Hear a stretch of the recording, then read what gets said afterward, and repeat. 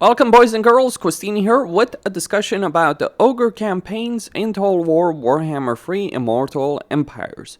Normally I would ask the question, which is the best, which is the worst, but I don't really think this applies to the Ogre Kingdoms. I think all of them have their pros and their cons, but they are very good campaigns in their own right, and they all have unique mechanics. But let's first talk about Greasus, because the amount of stuff that Greasus can do in a campaign from the very beginning is a bit absurd. So here's what you can do as Greasus. You can go up against this army. Okay, just auto-resolve it. Simple as that. Get a bit of meat, because why not? Meat is life. And then you go over here towards the Maw Gate, and then you use one of your faction effects, one of your special faction abilities to, over time to replenish the movement range on Greasus' army. You go over here for this settlement right here. You may lose some units, though I would firmly, of course, recommend fighting these battles manually. But regardless, you take over the settlement, you sack it, because why not? Get a bit more meat in the process. And because ogres have confederation by defeating the faction leader of an opposing faction, you can gain control over an entire province of 4 regions in a single turn. That is, just simply put, amazing as a kind of capability. And you also get yourself a tier 2 camp, which you can even make into a higher tier camp by transferring a bit of meat over here in this camp right here, just or more than a bit, because we do need to give it 400. So yeah, we just transfer that. We start making it a tier 3 camp from the very beginning, and then we go after more ogres. That is, simply put, an amazing start to a campaign. You also get the Bruiser hero from the very beginning, and you might be able to unlock a lot more Bruiser heroes and a lot more heroes very, very quickly. Okay, so that's just the start. Then you have the ogres over here, you have the dwarves. You can either focus on them, or you can ignore them even. One of the things you might be tempted to do is actually go south to deal with Gorse, because usually one of your initial contracts is going to be aimed, one of your initial bounties is going to be aimed at Gorse. So usually, I would recommend ignoring the Sons of the Mountains, because you can typically get a kind of peace agreement with them fairly quickly, and instead going south. Or you can go north, ignore the bounty, just go north, have that easier fight, take the territory, and then deal with the dwarves one way or another. That is your decision. Now, in terms of faction effects, you get diplomatic relationships plus 20 with Ogre Kingdoms, and a 50% income from trade tariffs. In terms of special skill line and big names, well, you can, once you win one siege battle, you can immediately cause wall breaches when besieging with Gatecrasher. You can get Horrormaster leadership if you end a turn with over 5,000 income. If you end the turn with over 1,000 meat, you get unit mass 30%. And if you win a battle against an army with the dragon, you get Colossal Strike. On top of that, Greasus also gets plus 50% income from sacking and looting settlements, and also the ability everyone has their price, which reduces enemy leadership and melee attack and causes rampage. In terms of a special skill line, you get the Tyrant skill line, because you are the Over Tyrant. So you get things like HP, armor, recruitment costs, recruit rank, local recruitment capacity. Now, the difference between Greasus and a regular Tyrant in this respect is a regular Tyrant can only pick one of these, whereas Greasus can get all of these. So you can get up to 70% income from sacking and looting settlements, but it goes further. With Tribe Stealer, you can get the population surplus +1 for newly captured settlements, more Ogre diplomatic relation benefits, and construction cost -10% province-wide. 20% tradable resources produced faction-wide, cash cascade, gold, glorious gold, 20% more income from trade tariffs, an extra camp limit, meat construction cost for camps, local recruitment duration for the local province, Lord and Hero recruit rank, hero recruitment for all heroes in the local province, and 1 hero capacity for heroes. That is very strong. But, and especially because when you look at Greasus's campaign situation, in terms of resources, you start with gold in your initial province, the mint, as it's called. You also have a spice market in your initial province as well that you can work with. There aren't many other resources in some of these provinces unless we're talking about the Carcassonne beer hall, sure. But you do have, unless we're talking about really Gorst's initial settlement. It is going to be uninhabitable, but it does give you that sweet, sweet exotic animal bazaar, which generates meat, gives you hunter recruitment, and allows you to recruit Stonehorns and Thunder Tusks at tier 3. Gorgers, Yetis, Giants tier 2, Blood Vultures and Saber Tusks at tier 1. So that is a pretty powerful benefit, but what's also really powerful is if you eliminate Kugaf, you get a province with 2 tradable resources that Greasus can use. And you do have a significant benefit in terms of tradable resources. If we look at the Great Hall of Greasus, we also get an income from trade tariffs 25%. So it ends up being pretty ridiculous.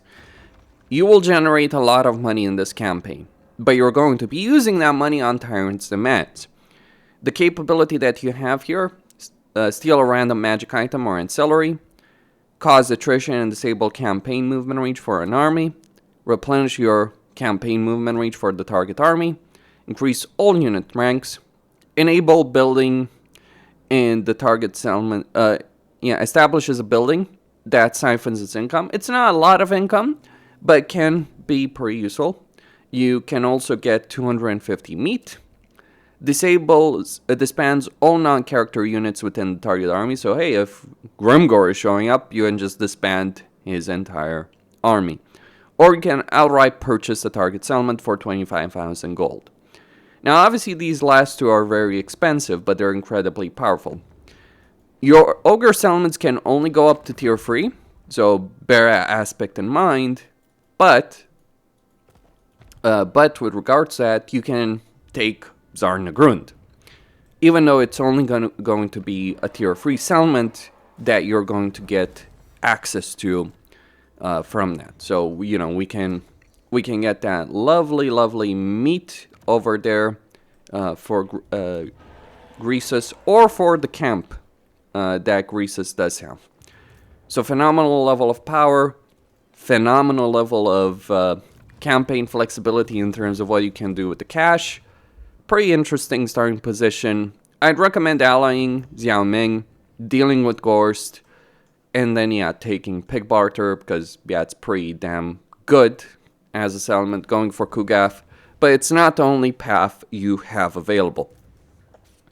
So you have that tier 2 camp, you have that province, you have that economic potential, you have the most amount of gold out of all the Ogre Legendary Lords, and you are using that gold. You also have the most amount of camps in a campaign. If you're lacking in anything, actually, as Greasus, it's, believe it or not, meat. Just because the other campaigns can generate more meat than he does, so you're going to have to work for it. But then again, because you're dealing with Skaven and Vampire Counts early on who can build fairly big armies very quickly, meat won't necessarily be too big of a problem. Another thing worth pointing out is dealing with Nurgle early on can generate tons of money. For whatever reason, Nurgle armies in a Warhammer 3 campaign, when you defeat them, they just give you vast amounts of gold. Not quite sure what the balancing decision was there for Creative Assembly, but it does happen. Just be careful because they can be pretty strong. Next up, we have Skrag the Slaughterer. If Greasus has a lot of gold and not necessarily the best meat generation, Skrag has the exact opposite problem in his campaign, in that he can get a ludicrous amount of meat. Though not necessarily the best gold generation out of the Ogre campaign, so make no mistake, he still will have plenty of gold. But with regards to meat, he does get powerful rewards based on the active offerings to the Maw. These are benefits that any army, any lord, can apply in his campaign, any ogre. So you start a campaign over here, you start getting these offerings to the Grey Maw. You get 6 offerings to the Grey Maw over here if you're playing Skrag. And remember, camps can also produce a lord, so yeah, let's just go completely insane on this respect. So you can start gaining from turn 1 of your campaign, you can start gaining a ludicrous amount of power in this specific campaign. So you get 10% meat from battles inherently, you get 10% campaign movement range, you get Lord and Hero Crew rank for Slaughter, Masters, and Butchers. And you have the top power ability that goes all the way up to 50% meat gain from battles, wins a magic cost minus 25% for all spells, Boiling Cauldron ability, Gorger Onslaught upgraded, and ability number uses for Gorger Onslaught. And these, by the way, will be permanent Gorgers. They won't benefit from some of the skill line things, but they're still ridiculously powerful. Now, Skrag himself has minus 50% cost reduction for offer to the Grey Maw, devastating flank for Gorger units, 20% upkeep for monstrous units, Gorger Onslaught ability as an inherent ability, which is going to be pretty good. In terms of special skill line, well, he has the skill line that all Slaughter Masters have, so you can get casualties capture post-battle, that's more meat, that you can go for as a post-battle option. So if we look out over here as, we just take out this army, that can affect, like casualties post-battle can affect the options down here. But inherently, he will gain more meat from battles. Like you look at plus 15% meat from battles, on top of the fact that he's gaining 10% meat from battles, on top of the 50%. Yeah, so you're looking at plus 75% meat gain from battles, faction-wide, or with any army that's led by a Slaughter Master that has this skill, because they can get the skill. Though you may not want to get the skill necessarily with the Slaughter Master, because you may want to get regeneration with the Slaughter Master. That is the second ridiculous bullshit that Skrag does have in his campaign. Beyond the kind of ridiculous nonsense that he gets off to with Gorgers and Winds of Magic, it is the fact that he can have a lot of armies, including himself, having regeneration, a lot of it, in fact. So you consider this skill, you get regeneration, then you have Blood Gruel with the Lore of the Grey Maw, which also acts as a regeneration. So you get Blood Gruel, regeneration, and then it becomes, then you have Troll Guts, which is a heal, then you have extra ingredients in extra ingredients for Ogre spellcasters. So what this really means, you look at this combination of extra ingredients, Troll Guts, and regeneration for the skill line. If you're playing a Skrag campaign, you can mass so many mages and have so many benefits for those mages because, Winds of Magic cost reduction, that you're in effect leading armies that have infinite Winds of Magic, not necessarily infinite healing, but a fairly good amount of healing, and just a sheer ridiculous, a sheer insane amount of combat potential with that. That is just complete bullshit that you consider. He also goes even further himself. He gets spell intensity, cooldown to hold spells, Winds of Magic, offered to the Great Maw cost, minus 20% faction-wide, casualty replenishment for his army, campaign movement range, ambush success chance, and Winds of Magic cost for the Maw. He is genuinely one of the best spellcasters in this game, but he's also leading a faction that's really good at spellcasting in general. See, this is what Kairos should have. I'm just saying it. You know, this is what Kairos should have. This is what Katrin should have. I'm just pointing it out, CA. You did better with this and Gelt. But it goes further in this campaign because of the resources that start near you. Unlike Greasus has a bunch of resources that are great for trading, but not necessarily great for the kind of faction benefits that they provide. Whereas if you look at Skrag, he starts with a mountain ranch. This will generate meat for all armies in the local province. So it starts at 4, it goes to 8, and then goes to 15. It also increases the unit mass for all armies. So anyone want to try and target the ogres, good luck with that. And gives you a ridiculous amount of growth. And gives you butcher recruitment and hero capacity. And you have 2 of these. Then there's salt. See, what's even better than the ability of generating meat for armies inherently through that resource building, it's also salt, which removes meat upkeep from all armies in local and adjacent provinces. And of course, the trade resources also reduces upkeep. Then we go further. We got Die Maker. This gives you local recruitment capacity and recruitment cost 20%. We then look at Tanner's Place. This gives you meat, but also missile resistance to all armies by 2%. We look at Iron Rock. This gives you armor for all armies. You can start understanding how much ridiculous bullshit there is involved with the resources that are available in this campaign. Sure, you have things like gemstones that, just that will just generate a bunch of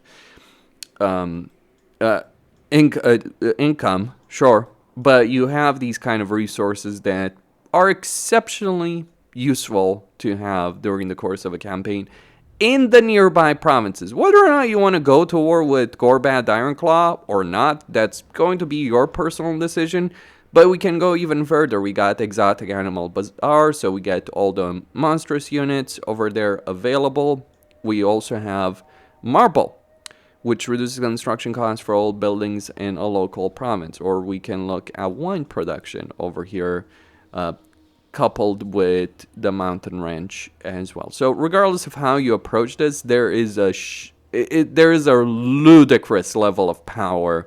Like you can get iron, like you're surrounded by literal gold on all sides. You just got to go and seize it. And you have an extreme level of power. I probably wouldn't pick a fight with Belagar, but picking a fight with Karakern, that is a perfectly fair game. And you don't even need to go around. You can always use the underway stance, the tunneling stance, because you can easily get access to it through the offer of the Grey Maw. So you end up with, again, just sheer ridiculous bullshit.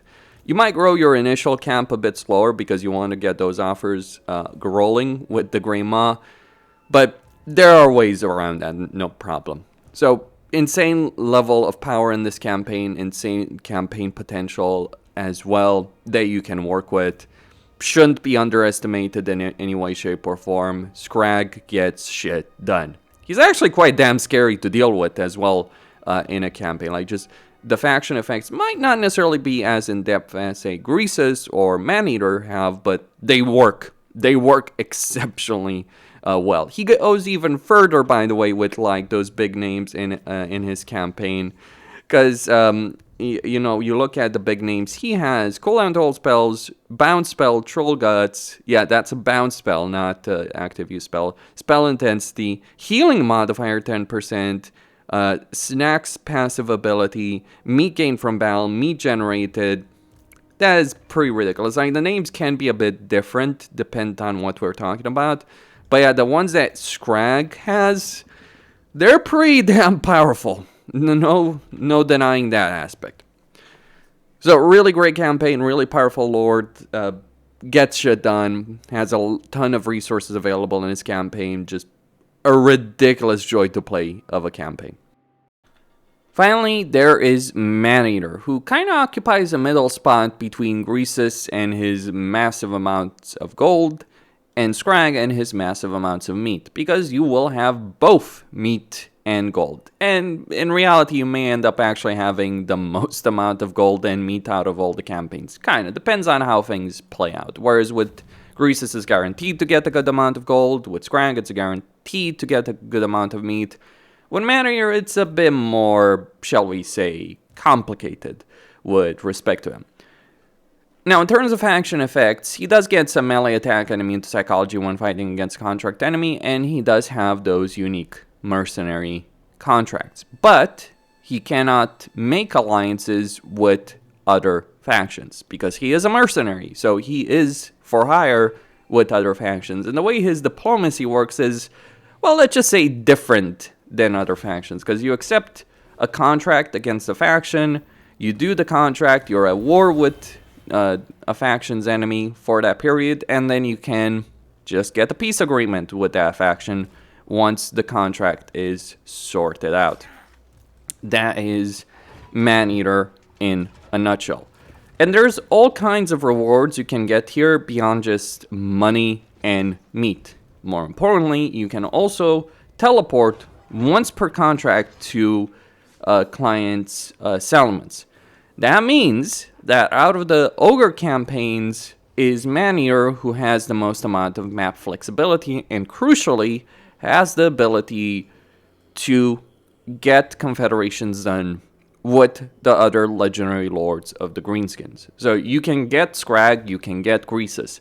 While Greasus obviously won't be as powerful when you confederate him as Maneater, Skrag does retain an insane level of power all the same, even through confederation. Because while you don't have that Winds of Magic cost, the healing Gorger summon, even if it's a lesser version, but the healing, the Gorger summon, the magical potential is still there, available, even if you confederate them.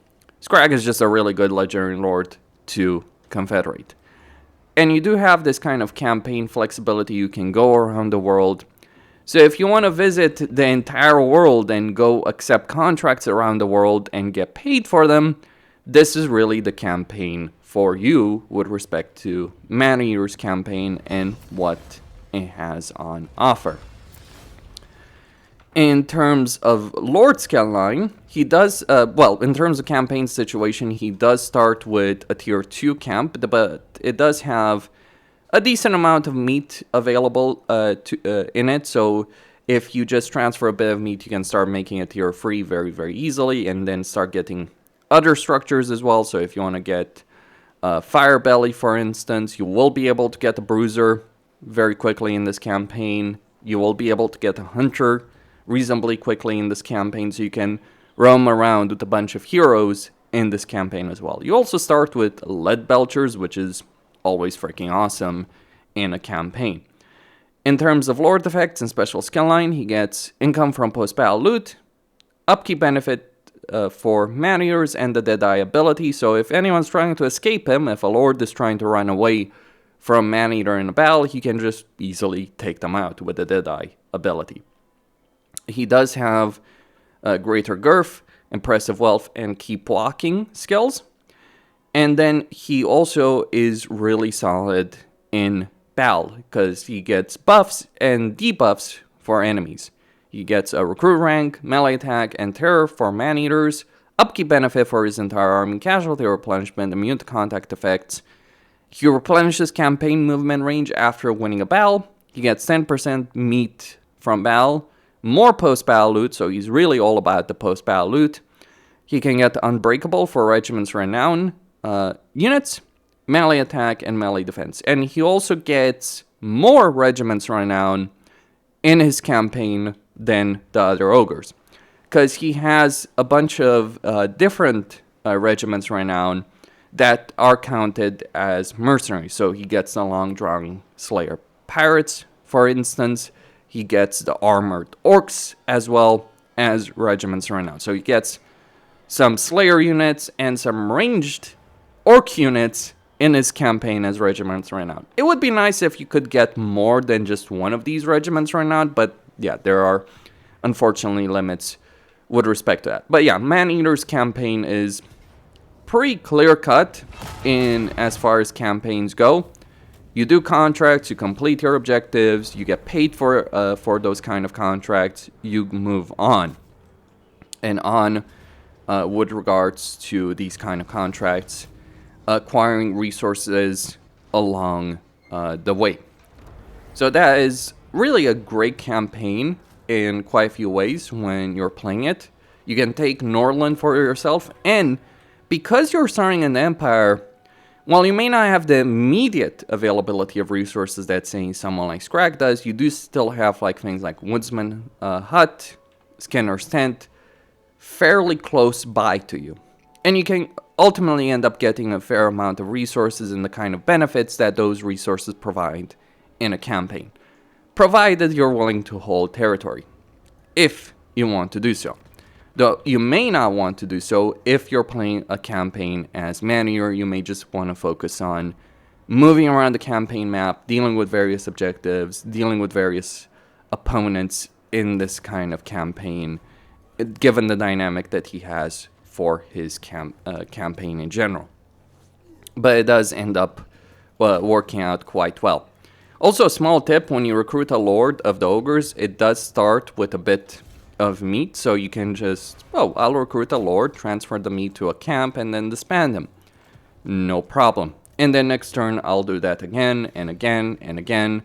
So it is something that is available in this campaign in a way it's not available in other Ogre campaigns. So keep that kind of aspect in mind when, it is available in all Ogre campaigns, actually. So, but just keep that kind of dynamic in mind when you are playing Ogres, because it is a way of really getting things going early on when you're focusing on leveling up a camp.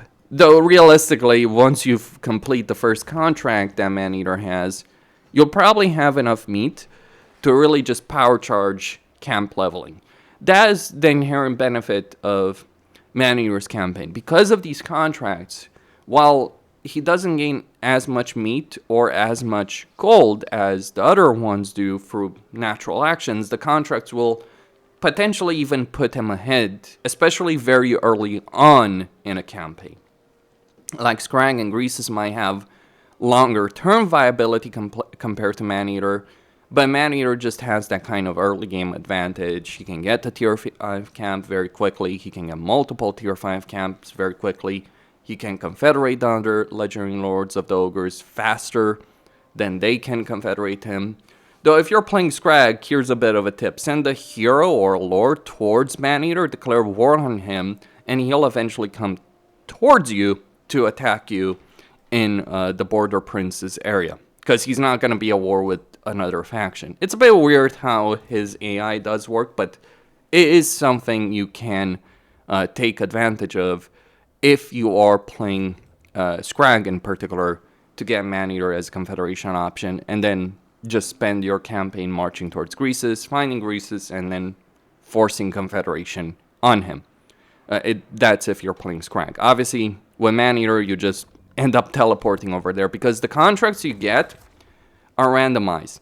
Now, the nice thing about an Empire starting position, you get Caphaean Caravan, so you meet Caphaean factions, which means you might get a Caphaean contract, which means you can teleport very, very close to Greasus. So that is absolutely something that does work in this campaign in terms of guaranteeing that kind of confederation. Great campaign, very thematic. All campaigns are really good, really solid. All the legendary lords work one way or another. Beyond Greasus being on his mobility scooter, which is a bit of a downside, if you will. But still, all campaigns work. All campaigns are unique. The question is, which one is your favorite? Which one do you prefer playing? For my part, I really enjoy Skrag, but I enjoy all of them.